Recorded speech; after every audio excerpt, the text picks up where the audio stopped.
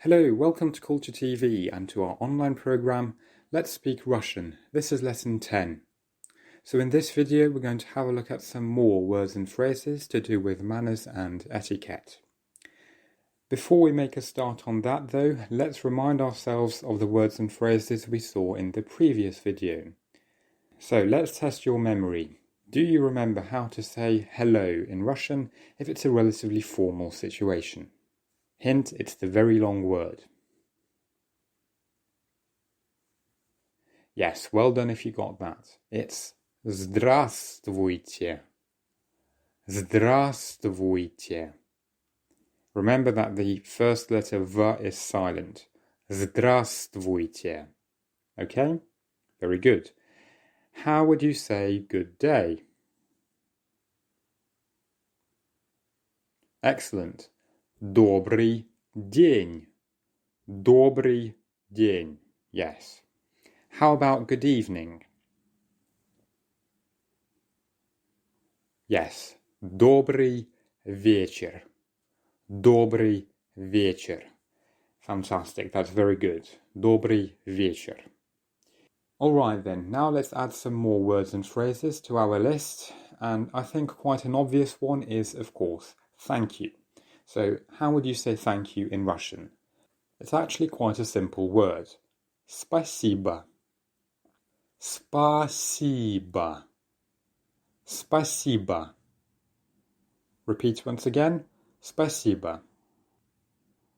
Now, how would you say please? Well, I'm afraid it's another tricky word.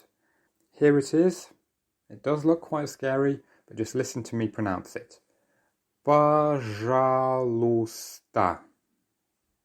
Once again, пожалуйста. So we have another silent letter here. The y towards the end is not heard. So it's пожалуйста. Пожалуйста. Go on, you try it now. Yeah, well done, that's right. Пожалуйста. Пожалуйста. Okay? Just go over it a few times and you'll be okay. Пожалуйста. Now, how would you reply to thank you? So, in English we might say you're welcome. The equivalent in Russian is не за что. Не за что. Which literally means for nothing. So it's cost me nothing to help you out. Не за что. It's not been that long since we finished the alphabet, and already we're encountering our first exception to the rule. So we have a letter ch here that, as you know very well, makes the ch sound, right? So why is it sh in this case? Well, you just have to remember that this word here, что, is an exception to the rule. Whenever you see the letter ch followed by some sort of consonant, often, but not always, it actually sounds like a sh, okay? So it's что. Не за что, okay? But there's yet another exception. When you hear this word pronounced all together, it's не за что. Не за что. Do you hear that bit of reduction at the end? Не за что, right? Now, although these are three separate words, actually, in this case, you have to think of them as being one complete entity.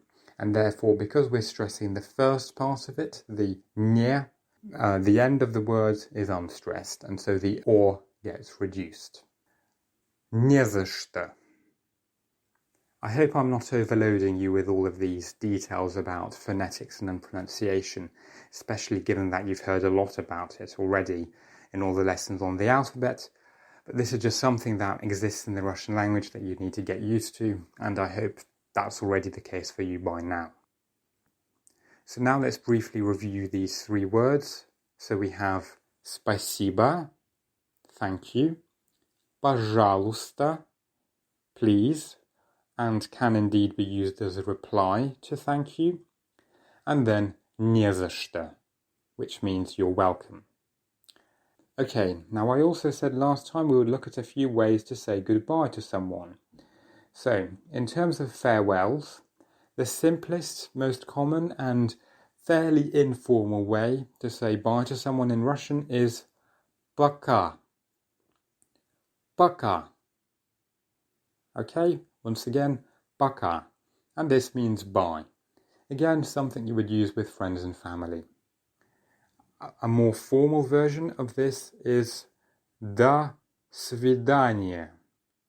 До свидания. You might have heard this before. До свидания. Which means goodbye, or literally until our next meeting. So свидание is a meeting. До means until. So basically until I next see you. До свидания. And this is quite formal.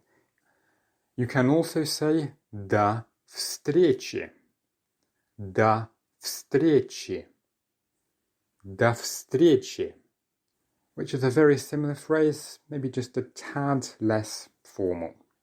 You can think of this as see you or see you later. Now you might hear Russians also add the phrase всего хорошего. Всего хорошего.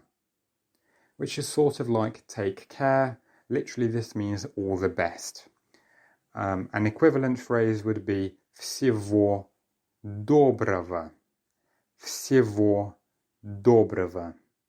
And as you can probably hear, there are more exceptions coming your way. The letter G, it turns out, is often changed to more of a V sound when it's in between two vowels. So because we have Y, then G, and then O, that becomes V. Всего. Alright? Now you don't need to write down all of these rules, just bear this in mind, just so that you're not surprised when you see this in another word next time. Всего хорошего, всего доброго. Do make sure you're repeating all of this out loud. And finally, I thought I might share with you how Russians say good night to each other before going to bed, presumably. And that would be спокойной ночи. Спокойной ночи. Спокойной ночи. This literally means have a peaceful or have a calmer night. Okay? Спокойной ночи. You only ever use this before going to bed. So let's take a look at all of these phrases once again. We have пока, which is just bye. До свидания. До свидания. Think of this all as one word. До свидания, which means goodbye. До встречи, slightly less formal and can be thought of as see you or see you later. До встречи. And then всего хорошего and всего доброго are ways to say take care, all the best.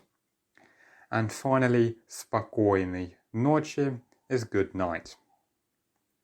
So do revisit these phrases every now and then after this lesson. Do keep practicing them, as you will of course be using these quite regularly in your daily speech in Russian. So if you have any questions at all, then please feel free to ask in the comments. Otherwise, thank you, and I'll see you next time. Goodbye.